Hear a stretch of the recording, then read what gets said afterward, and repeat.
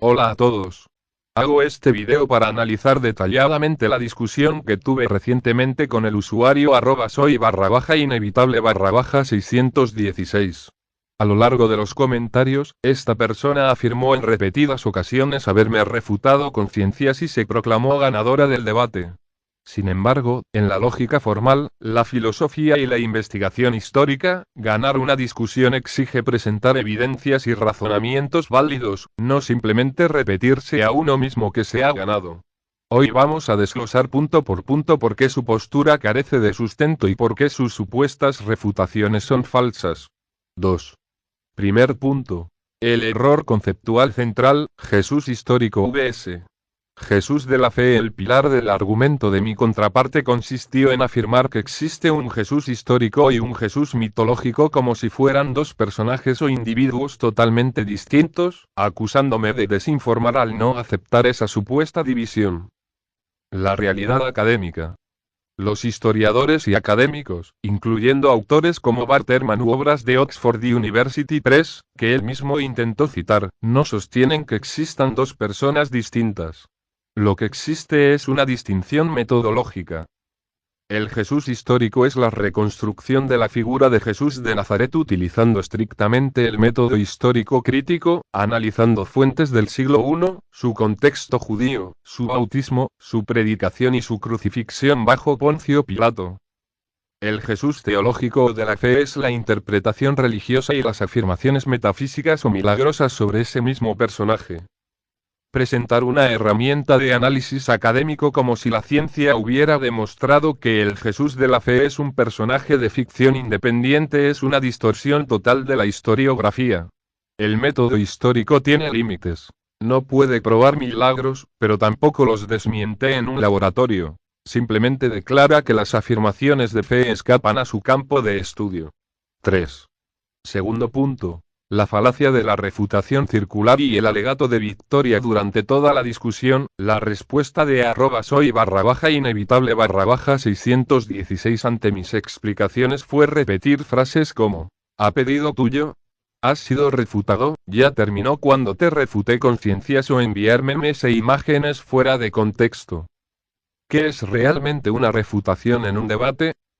Para refutar a alguien no basta con decir estás refutado.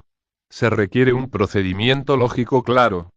Señalar la premisa específica del rival que es falsa. Presentar la evidencia empírica o el argumento lógico que la contradice. Demostrar cómo esa falla invalida la conclusión general. Mi contraparte jamás señaló qué premisa de mi argumento era falsa ni presentó evidencia en contrario.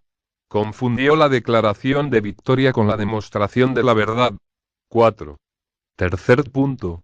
El mal uso de las fuentes científicas y académicas. Otro aspecto llamativo fue su afirmación de que sus datos eran puro pensamiento científico y que yo usaba ChatGPT o excusas sin sustento.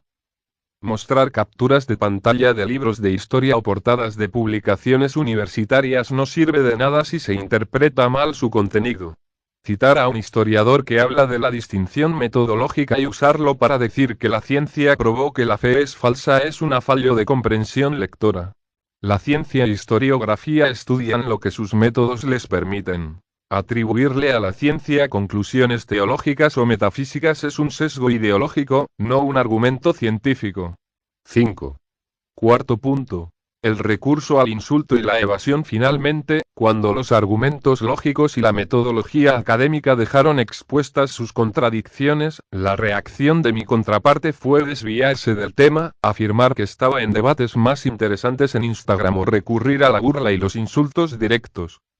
En la teoría del debate, cuando un participante abandona la discusión conceptual y recurre al descalificativo personal, ad hominem, está demostrando de forma explícita que se ha quedado sin recursos argumentativos para sostener su postura. Mantuve la postura académica. Expliqué la distinción metodológica correcta sobre el estudio de Jesús sin confundir planos teológicos e historiográficos. Exigí rigor. Pedí evidencias y señalamientos concretos de mis supuestos errores, los cuales nunca fueron entregados.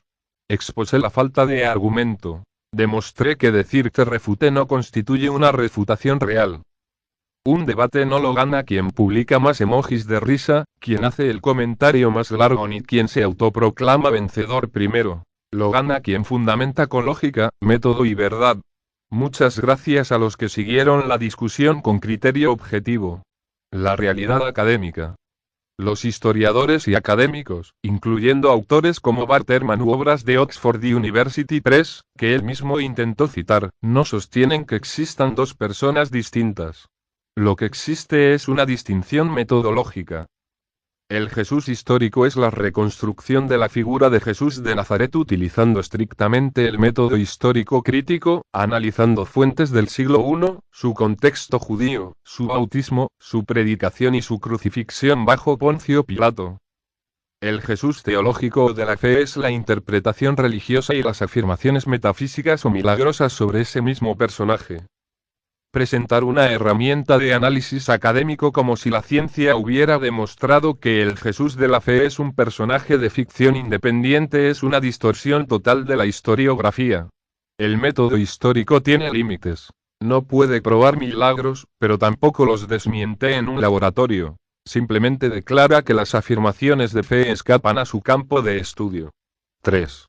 Segundo punto. La falacia de la refutación circular y el alegato de victoria durante toda la discusión, la respuesta de @soy inevitable _616 ante mis explicaciones fue repetir frases como, a pedido tuyo, has sido refutado, ya terminó cuando te refuté con ciencias o enviar memes e imágenes fuera de contexto con